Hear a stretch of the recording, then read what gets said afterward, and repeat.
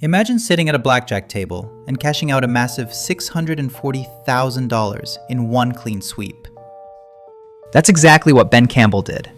A broke college student who brought entire Las Vegas casinos to their knees using nothing but pure math. Rewinding a bit, Ben is actually just a quiet, hardworking student at MIT with a perfect GPA. But he's facing a massive roadblock. He needs $300,000 to pay for Harvard Medical School. During his scholarship interview, the professor basically tells him that having top grades isn't enough anymore. To stand out from everyone else, he needs a life story that actually dazzles them. On top of that, Ben's day-to-day life is pretty dull.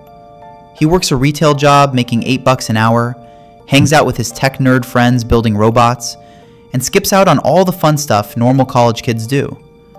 He plays it safe, but deep down, he feels like real life is just passing him by. Everything changes in his nonlinear equations class, taught by Professor Mickey Rosa.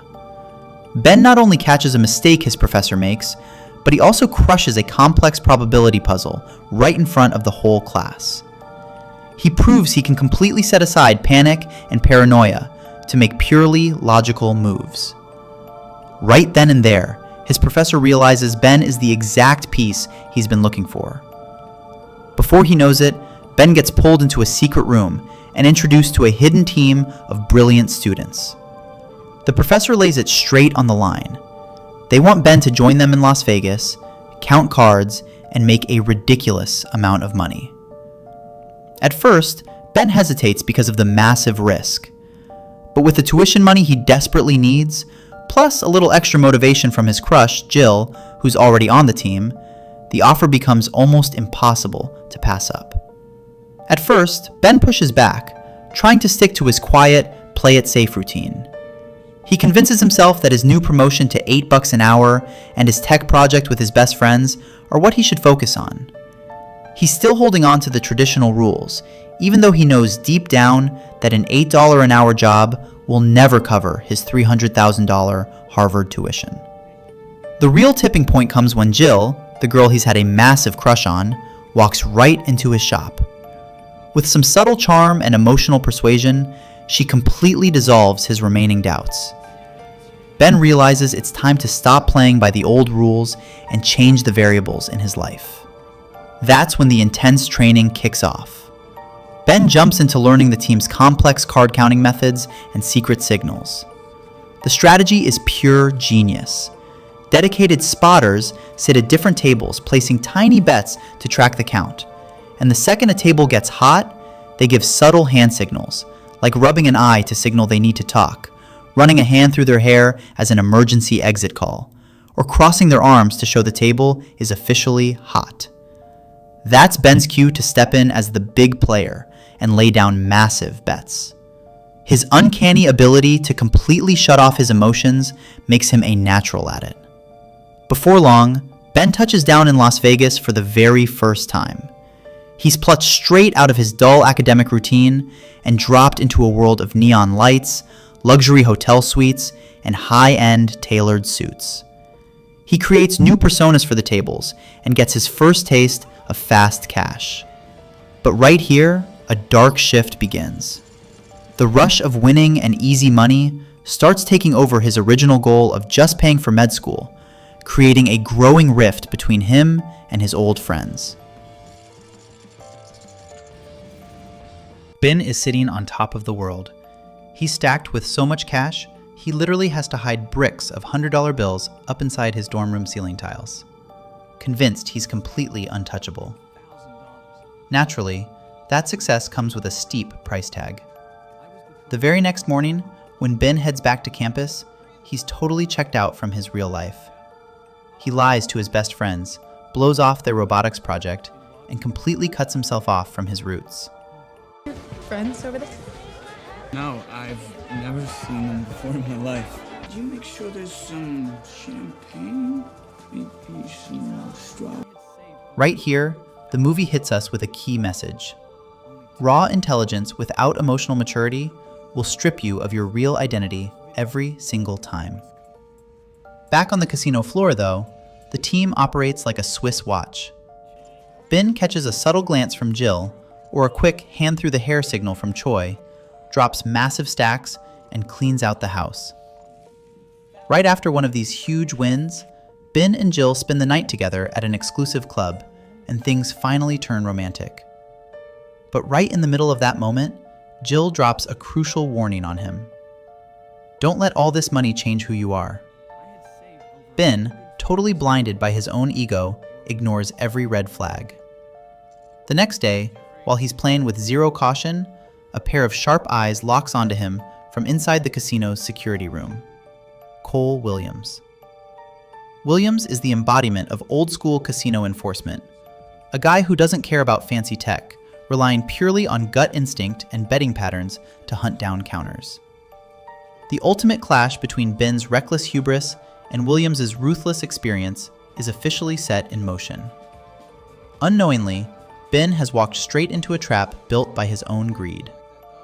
Tension inside the team boils over, revealing just how ruthless this game really is.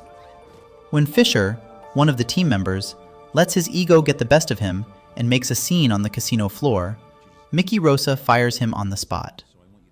Rosa makes it crystal clear that discipline is all he cares about, and that these kids are just expendable pawns. A massive wake-up call for Ben that nobody is irreplaceable.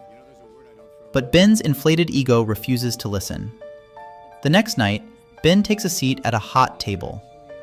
But instead of counting cards like a cold, logical computing machine, pure pride and emotion completely blind him.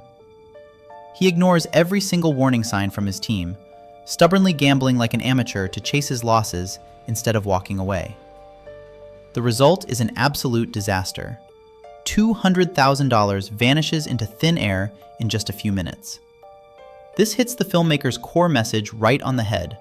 The second you let pride hijack logic, your overnight success pops like a fragile bubble. The blowout fight afterward with Mickey Rosa feels nothing like a teacher-student talk. Rosa tears into Ben, screaming that he broke the cardinal rule. He humiliates Ben, letting him know he was never more than a tool to him, and cuts ties, leaving Ben buried under massive losses.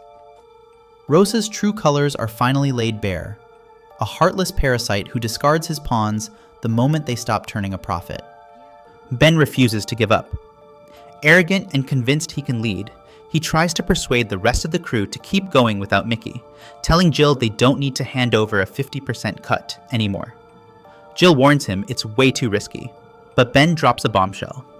He has $315,000 in savings, and he's ready to bet it all on himself and the team. Hearing this, Choi and Kiana decide to stay on board.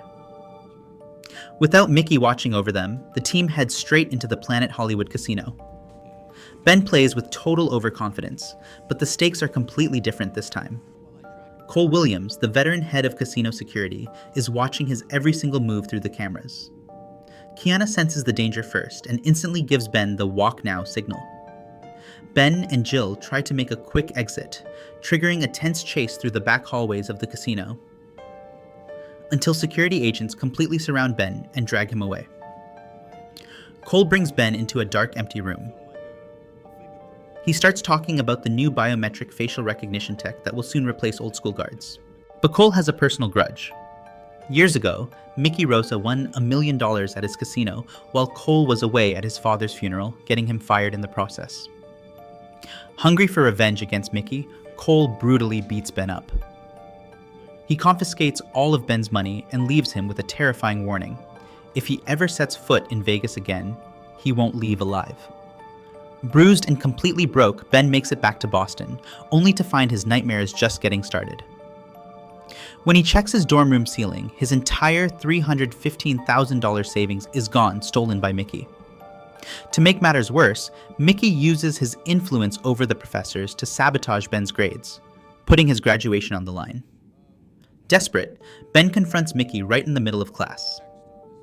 He indirectly accuses Mickey of stealing his students' hard work and genius, but Mickey just cold-heartedly replies that some students never learn. With his money, medical future, and degree all gone, Ben hits rock bottom. He reaches out to Jill to apologize and leaves his ego behind. He also goes to see his old friends, Miles and Cam, who just won their robotics competition.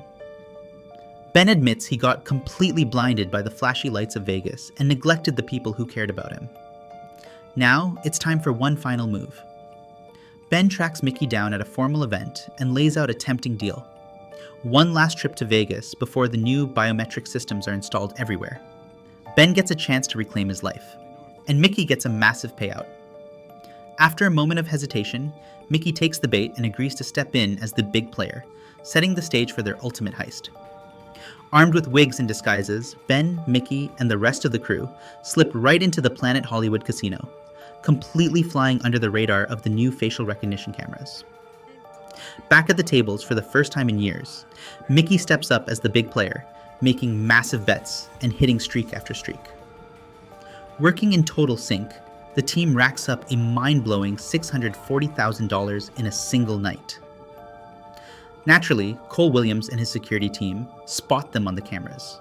As the guards move in, the crew splits up according to plan and scrambles for the exits. During the intense chase through the casino, Ben hands the bag of high-value chips over to Mickey, who manages to slip into a waiting limousine and escape.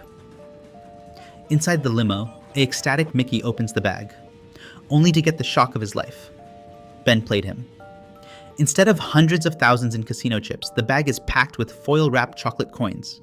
Before Mickey can process the trick, the limo pulls into a dark, deserted alley where Cole Williams' men are waiting. It turns out Ben made a secret deal with Cole.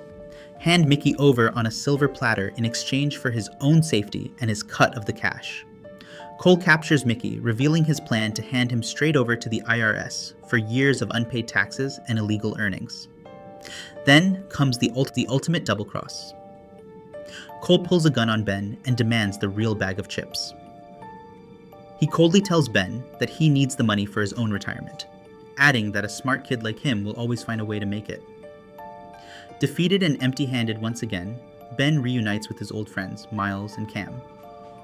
But Ben was one step ahead the entire time. Anticipating the risks, he had set up a backup plan. While Mickey and Cole were focused on the main attraction, Miles, Cam, Choi, and Kiana were secretly working the other tables all night, quietly winning a fortune that Cole knew nothing about. Even though Cole walked away with Mickey's money, the students still left Vegas with a massive payday. The film loops right back to the very beginning, with Ben sitting across from the director of the prestigious Harvard Medical Scholarship. Ben wraps up telling this wild, unbelievable story, using it as his answer to prove he isn't just another boring student with perfect grades. He's someone who has truly lived. Looking the director in the eye, Ben asks, "Did I dazzle you? Did I jump off the page?" With that, Ben walks across the campus, having lost his illusions, but gained a life experience no textbook could ever teach him. That's all from the video. Drop your thoughts in the comments below, and until next time, take care.